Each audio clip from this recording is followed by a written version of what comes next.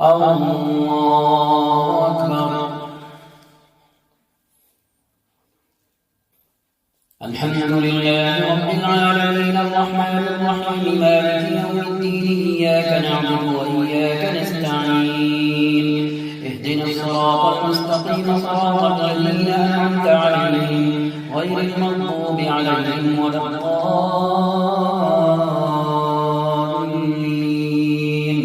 آمين. قال الملأ الذين استكبروا من قومه لنخرجنك يا شعيب والذين آمنوا معك من قريتنا أو لتعودن في ملتنا قال أولو كنا كارهين قد افترينا على الله كذبا إن عدنا في ملتكم بعد إذ نجانا الله منها وما يكون لنا أن نعود فيها إلا أن يشاء الله ربنا وسع ربنا كل شيء علما على الله توكلنا ربنا افتح بيننا وبين قومنا بالحق وأنت خير الفاتحين. وقال الملأ الذين كفروا من قومه لئن اتبعتم شعيبا إنكم إذا لخاسرون فأخذتهم الرجفة فأصبحوا في دارهم جاثمين. الذين كذبوا شعيبا كأن لم يغنوا فيها الذين كذبوا شعيبا كانوا هم الخاسرين. فتولى عنهم وقال يا قوم لقد أبلغتكم رسالات ربي ونصحت لكم فكيف آسى على قوم كافرين. وما أرسلنا في قرية من نبي إلا أخذنا أهلها بالبأساء والضراء لعلهم يضرعون ثم بدلنا مكان السيئة الحسنة حتى عفوا وقالوا قد مس آباءنا الضراء والسراء فأخذناهم بغتة وهم لا يشعرون. ولو أن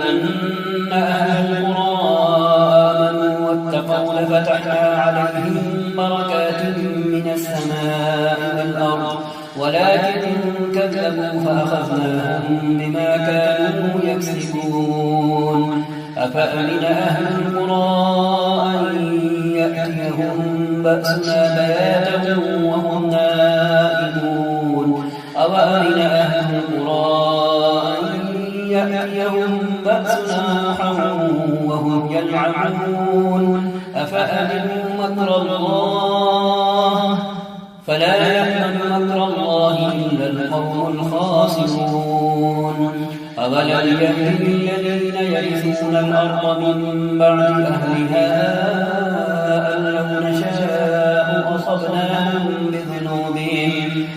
ونطبع على قلوبهم فهم لا يسمعون. تلك القرى نقص عليك من أنبائها ولقد جاءتهم رسلهم بالبينات فما كانوا ليؤمنوا بما كذبوا من قبل كذلك يطبع الله على قلوب الكافرين. وما وجدنا لأكثرهم من عهد وإن وجدنا أكثرهم لفاسقين. ثم بعثنا من بعدهم موسى بآياتنا إلى فرعون وملئه فظلموا بها فانظر كيف كان عاقبة المفسدين. وقال موسى يا فرعون إني رسول من رب العالمين حقيق على أن لا أقول على الله إلا الحق قد جئتكم ببينة من ربكم فأرسل معي بني إسرائيل. قال إن كنت جئت بآية فأت بها إن كنت من الصادقين. فألقى عصاه فإذا هي ثعبان مبين ونزع يده فإذا هي بيضاء للناظرين. قال الملأ من قوم فرعون إن هذا لساحر عليم يريد أن يخرجكم من أرضكم فماذا تأمرون؟ قالوا أرجه وأخاه وأرسل في المدائن حاشرين يأتوك بكل ساحر عليم. وجاء السحرة فرعون قالوا إن لنا لأجرا إن كنا نحن الغالبين. قال نعم وإنكم لمن المقربين. قالوا يا موسى إما أن تلقي وإما أن نكون نحن الملقين. قال ألقوا. فلما ألقوا سحروا أعين الناس فاسترهبوهم وجاءوا بسحر عظيم. وأوحينا إلى موسى أن ألق عصاك فإذا هي تلقف ما يأفكون. فوقع الحق وبطل ما كانوا يعملون فغلبوا هنالك وانقلبوا صاغرين. وألقي السحرة ساجدين قالوا آمنا برب العالمين رب موسى وهارون. قال فرعون آمنتم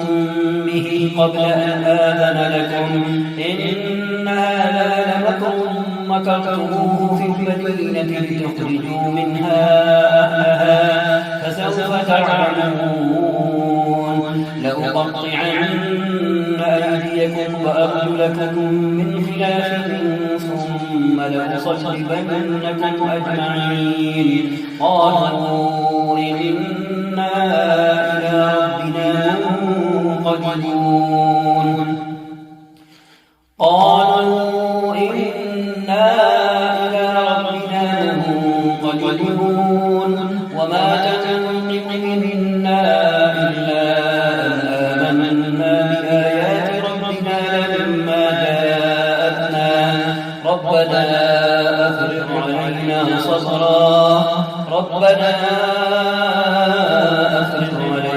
صبرا وتوفنا مسلمين. وقال الملأ من قوم فرعون أتذر موسى وقومه ليفسدوا في الأرض ويذرك وآلهتك قال سنقتل أبناءهم ونستحيي نساءهم وإنا فوقهم قاهرون. قال موسى لقومه استعينوا بالله واصبروا إن الأرض لله يورثها من يشاء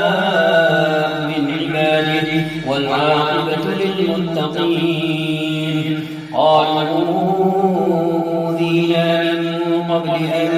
تأتينا ومن بعد ما جئتنا. قال عسى ربكم أن يهلك عدوكم ويستخلفكم في الأرض فينظر كيف تعملون. ولقد أخذنا آل فرعون بالسنين ونقص من الثمرات لعلهم يذكرون. فإذا جاءتهم الحسنة قالوا لنا هذه وإن تصبهم سيئة يطيروا بموسى ومن معه ألا إنما طائرهم عند الله ولكن أكثرهم لا يعلمون. وقالوا مهما تأتنا به من آية لتسحرنا بها فما نحن لك بمؤمنين. فأرسلنا عليهم الطوفان والجراد والقمل والضفادع والدم آيات مفصلات فاستكبروا وكانوا قوما مجرمين. ولما وقع عليهم الرجز قالوا يا موسى ادع لنا ربك بما عهد عندك لئن كشفت عنا الرجز لنؤمنن لك ولنرسلن معك بني إسرائيل فلما كشفنا عنهم الرجز إلى أجل هم بالغوه إذا هم ينكثون فانتقمنا منهم فأغرقناهم في اليم بأنهم كذبوا بآياتنا وكانوا عنها غافلين وأورثنا القوم الذين كانوا يستضعفون مشارق الأرض ومغاربها التي باركنا فيها وتمت كلمة ربك الحسنى على بني إسرائيل بما صبروا ودمرنا ما كان يصنع فرعون وقومه وما كانوا يعرشون وجاوزنا ببني إسرائيل البحر فأتوا على قوم يعرفون على أصنام لهم قالوا يا موسى اجعل لنا إلها كما لهم آلهة قال إنكم قوم تجهلون إن هؤلاء متبر ما هم فيه وباطل ما كانوا يعملون قال أغير الله أبغيكم إلها وهو فضلكم على العالمين وإذ أنجيناكم من آل فرعون يسومونكم سوء العذاب يقتلون أبناءكم ويستحيون نساءكم وفي ذلكم بلاء من ربكم عظيم وواعدنا موسى 30 ليلة وأتممناها ب10 فتم ميقات ربه 40 ليلة وقال موسى لأخيه هارون اخلفني في قومي وأصلح ولا تتبع سبيل المفسدين ولما جاء موسى لميقاتنا وكلمه ربه قال رب أرني أنظر إليك قال لن تراني ولكن انظر إلى الجبل فإن استقر مكانه فسوف تراني فلما تجلى ربه للجبل جعله دكا وخر موسى صعقا فلما أفاق قال سبحانك تبت إليك وأنا أول المؤمنين قال يا موسى إني اصطفيتك على الناس برسالاتي وبكلامي فخذ ما آتيتك وكن من الشاكرين وكتبنا له في الألواح من كل شيء موعظة وتفصيلا لكل شيء فخذها بقوة وأمر قومك يأخذوا بأحسنها سأريكم دار الفاسقين سأصرف عن آياتي الذين يتكبرون في الأرض بغير الحق وإن يروا كل آية لا يؤمنوا بها وإن يروا سبيل الرشد لا يتخذوه سبيلا وإن يروا سبيل الغي يتخذوه سبيلا ذلك بأنهم كذبوا بآياتنا وكانوا عنها غافلين والذين كذبوا بآياتنا ولقاء الآخرة حبطت أعمالهم هل يجزون إلا ما كانوا يعملون واتخذ قوم موسى من بعده من حليهم عجلا جسدا له خوار ألم يروا أنه لا يكلمهم ولا يهديهم سبيلا اتخذوه وكانوا ظالمين ولما سقط في أيديهم ورأوا أنهم قد ضلوا قالوا لئن لم يرحمنا ربنا ويغفر لنا لنا لنكونن من الخاسرين. ولما رجع موسى إلى قومه غضبان آسفا قال بئس ما خلفتموني من بعدي أعجلتم أمر ربكم وألقى الألواح وأخذ برأس أخيه يجره إليه قال ابن أم إن القوم استضعفوني وكانوا يقتلونني فلا تشمت بي الأعداء ولا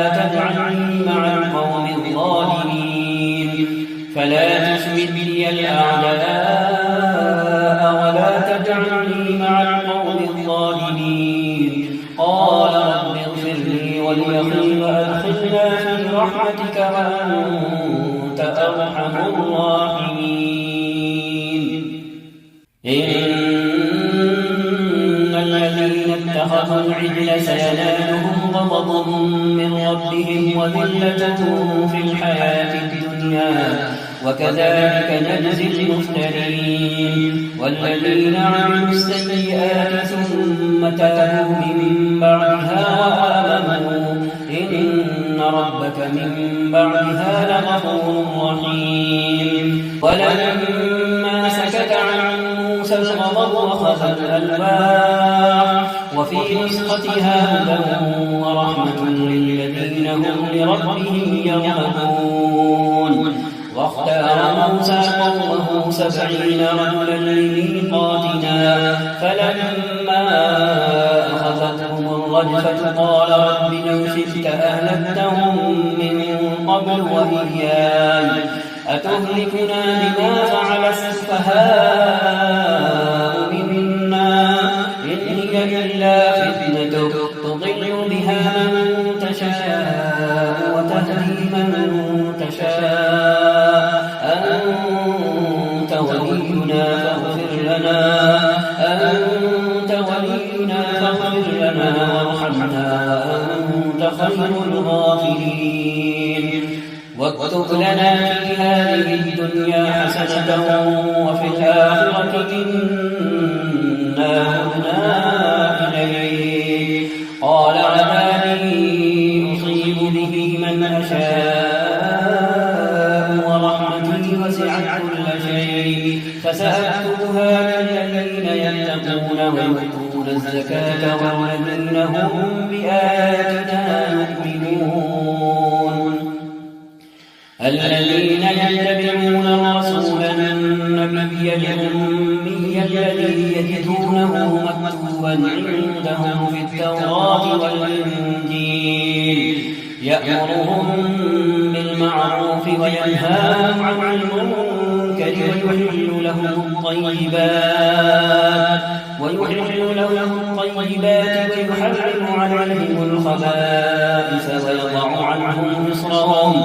ويضع عنهم إصرهم والأغلال التي كانت عليهم. فالذين آمنوا به وعزروه ونصروه واتبعوا النور الذي أنزل معه أولئك هم المفلحون. قل يا أيها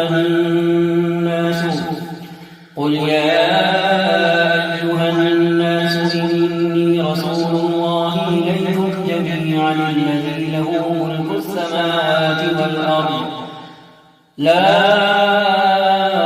إله إلا هو يحيي ويميت. فآمنوا بالله ورسوله النبي الأمي الذي يؤمن بالله وكلماته واتبعوه لعلكم تهتدون. ومن قوم موسى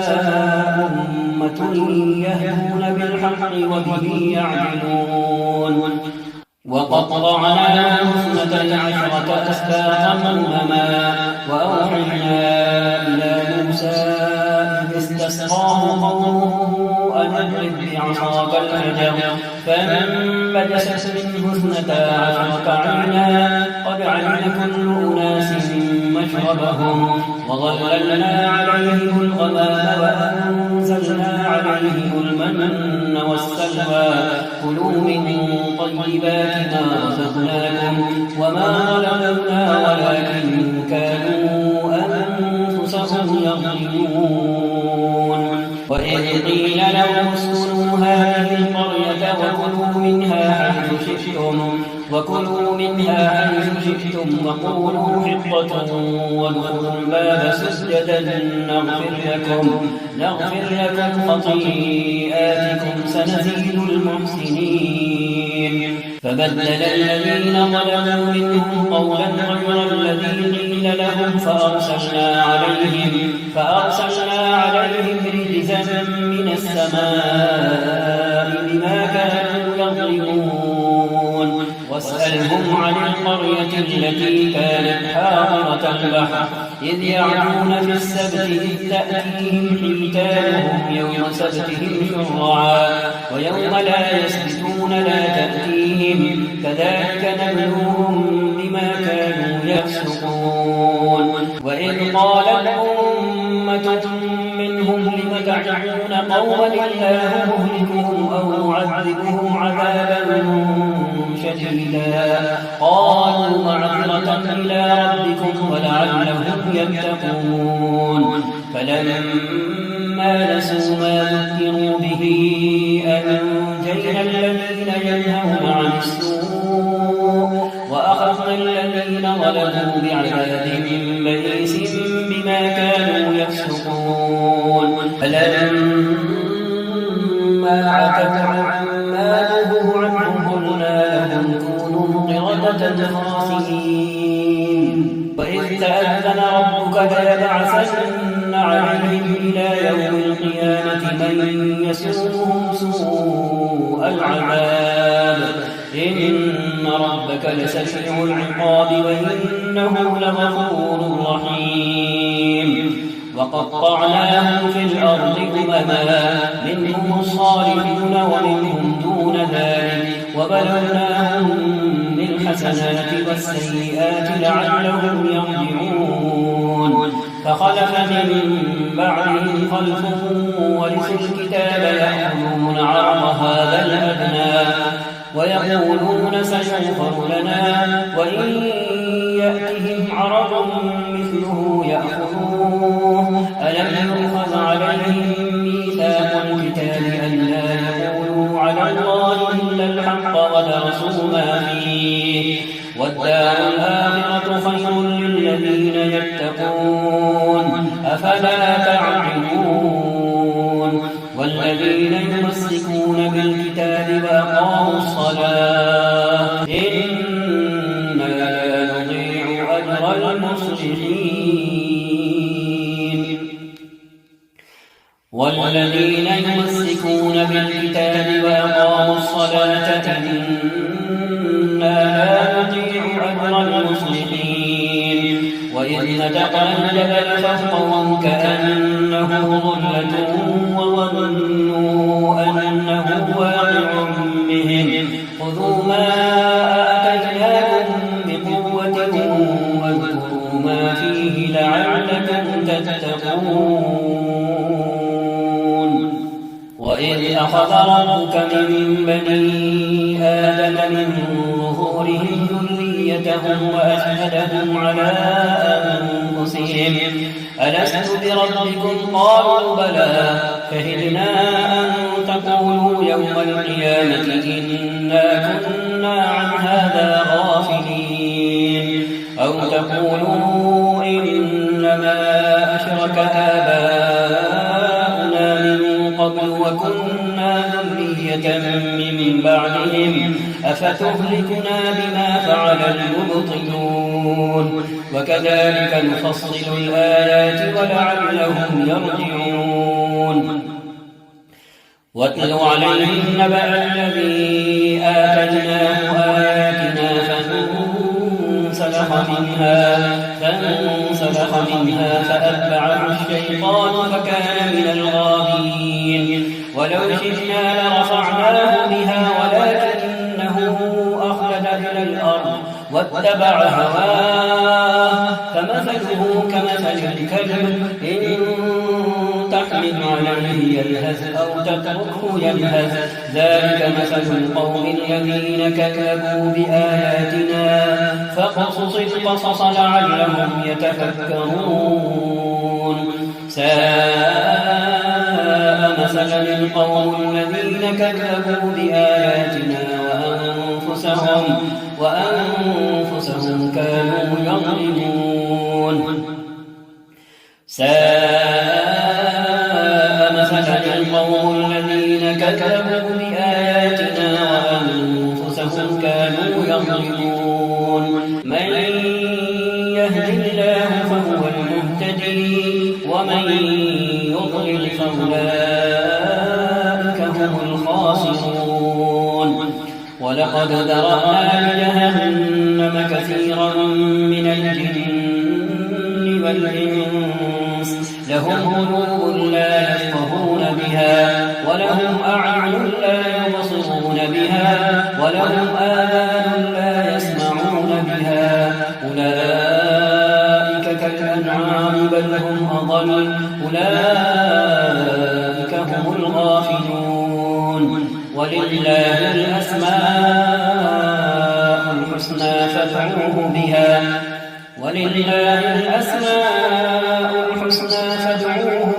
وذروا الذين يلحدون في أسمائه سيجزون ما كانوا يعملون وممن خلقنا أمة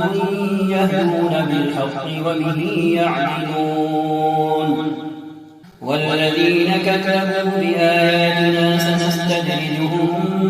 من حيث لا يعلمون وأملي لهم إن كيدي متين أفلم يتفكروا ما بصاحبهم من جنة إن هو إلا نذير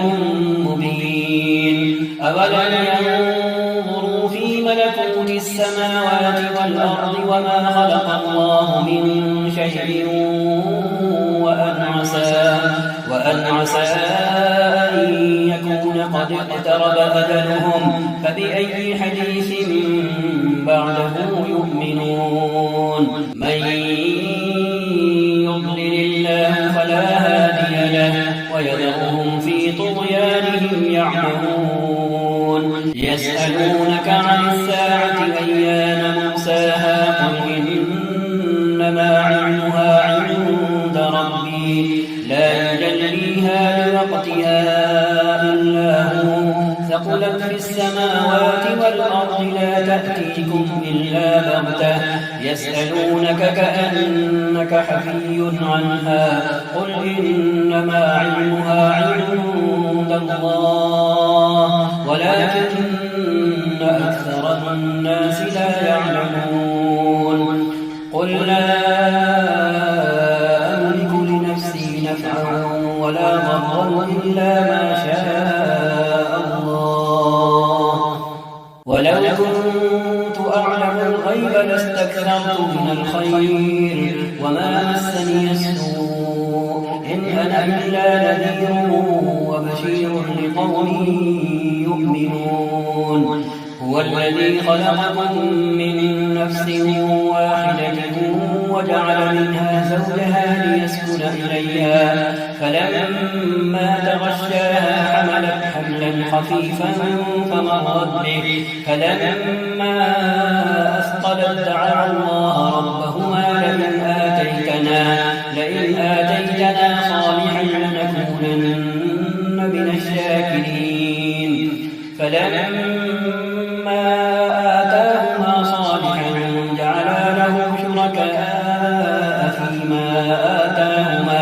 فتعالى الله عما يشركون أيشركون ما لا يخلق شيئا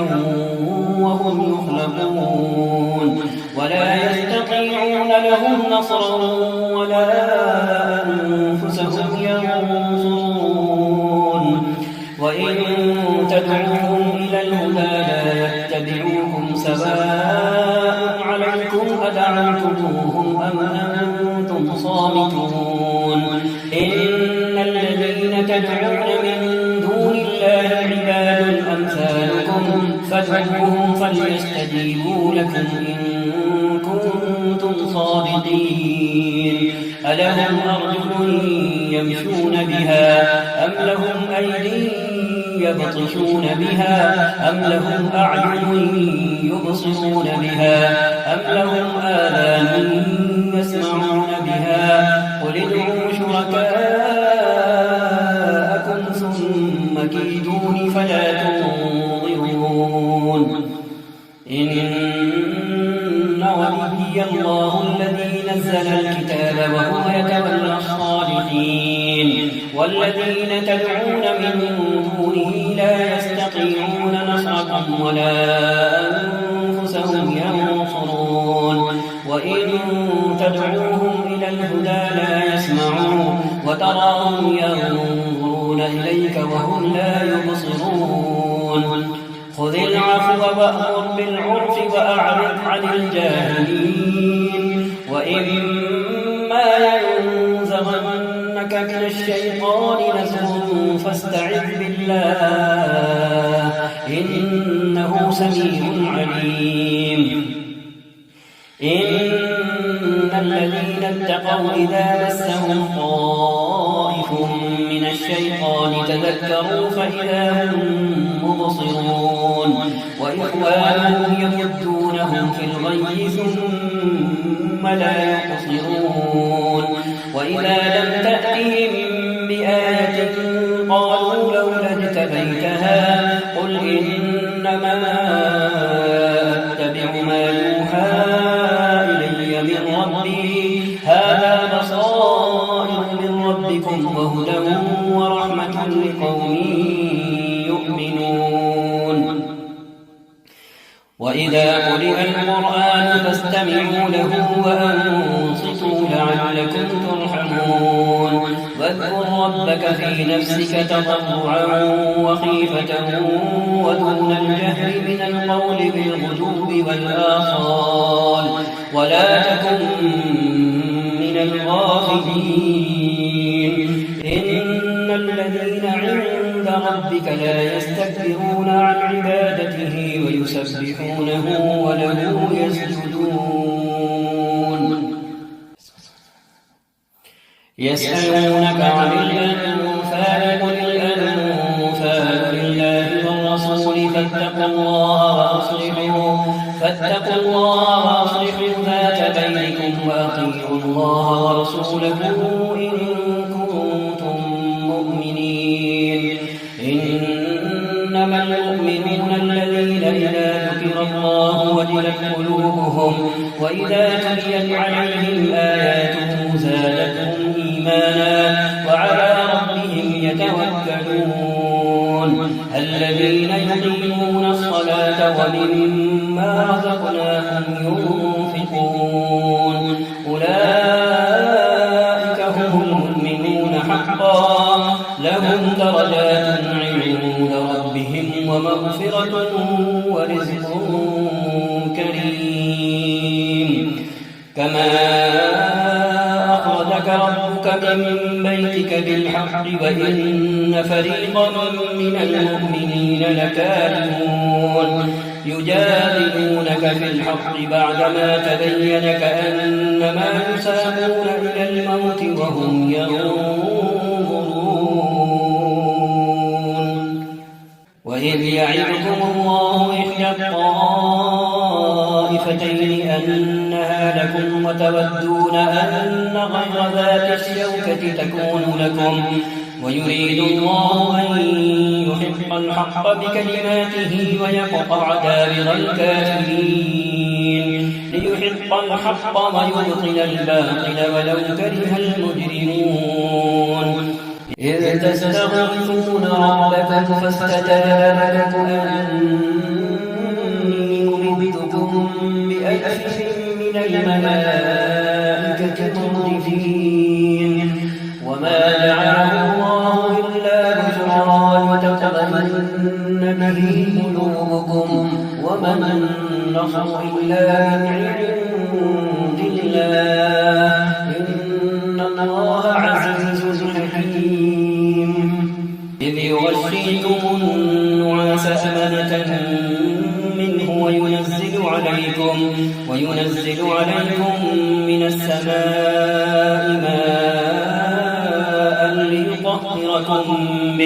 ليطهركم به ويذهب عنكم رجز الشيطان وليربط على قلوبكم ويثبت به الأقدام إذ يوحي ربك إلى الملائكة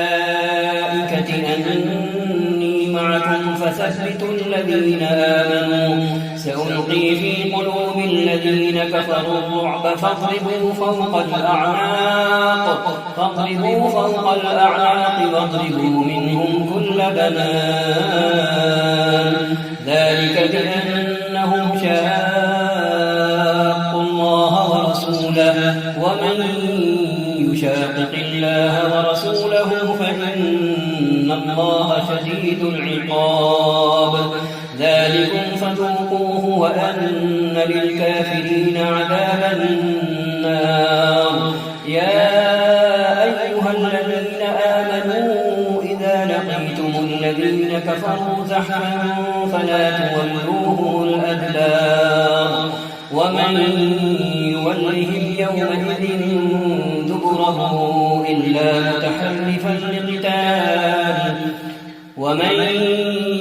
يولهم يومئذ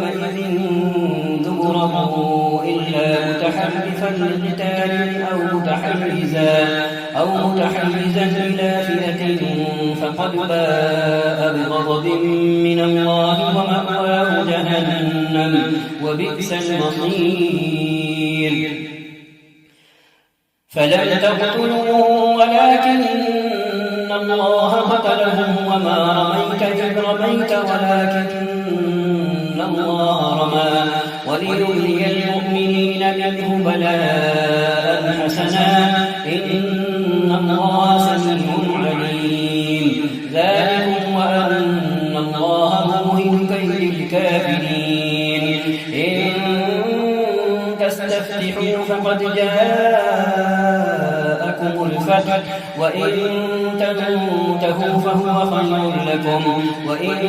تعودوا نعود ولن تغني عنكم فئتكم شيئا ولو كثرت وأن الله مع المؤمنين يا أيها الذين آمنوا أطيعوا الله ورسوله ولا تولوا عنه وأنتم تسمعون ولا تكونوا كالذين قالوا سمعنا وهم لا يسمعون إن شر الدواب عند الله الصم البكم الذين لا يعقلون ولو علم الله فيهم خيرا لأسمعهم ولو أسمعهم لتولوا وهم معرضون يا أيها الذين آمنوا استجيبوا لله وللرسول إذا دعاكم لما يحييكم واعلموا أن الله يحول بين المرء وقلبه وأنه إليه تحشرون واتقوا فتنة لا تصيبن الذين ظلموا منكم خاصة واعلموا أن الله شديد العقاب واذكروا إذ أنتم قليل مستضعفون في الأرض تخافون أن يتخطفكم الناس فآواكم وأيدكم بنصره ورزقكم من الطيبات لعلكم تشكرون يا أيها الذين آمنوا لا تخونوا الله والرسول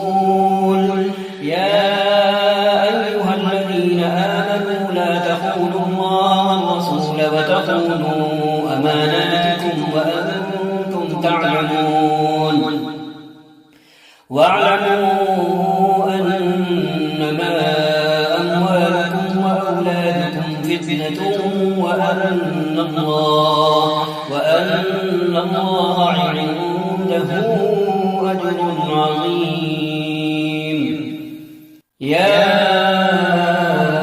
أيها الذين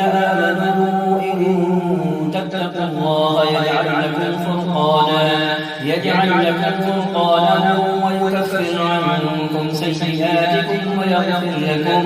والله ذو الفضل العظيم. وإذ يمكر بك الذين كفروا ليثبتوك أو يقتلوك أو يخرجوك ويمكرون ويمكر الله والله خير الماكرين. وإذا تتلى عليهم آياتنا قالوا قد سمعنا لو نشاء لقلنا مثل هذا إن هذا إلا أساطير الأولين. وإذ قالوا اللهم إن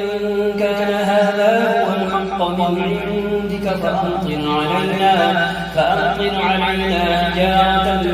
من السماء أو ائتنا بعذاب أليم. وما كان الله ليعذبهم وأنت فيهم وما كان الله معذبهم وهم يستغفرون. وما لهم ألا يعذبهم الله وهم يصدون عن المسجد الحرام وما كانوا أولياءه إن أولياؤه إلا المتقون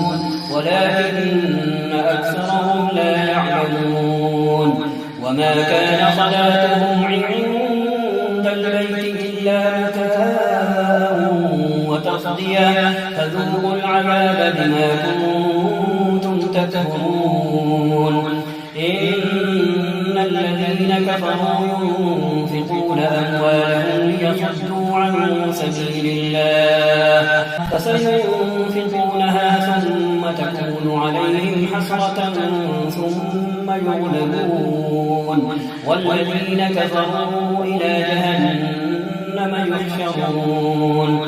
ليميز الله الخبيث من الطيب ويجعل الخبيث بعضه على بعض فيركمه جميعا فيجعله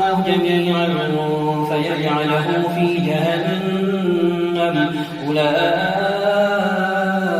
هم الخاسرون. قل للذين كفروا إن ينتهوا يغفر لهم ما قد سلف وإن يعودوا فقد مضت سنة الأولين. وقاتلوهم حتى لا تكون فتنة ويكون الدين كله لله فإن انتهوا فإن الله بما يعملون بصير. وإن تولوا فاعلموا أن الله مولاكم نعم المولى ونعم النصير.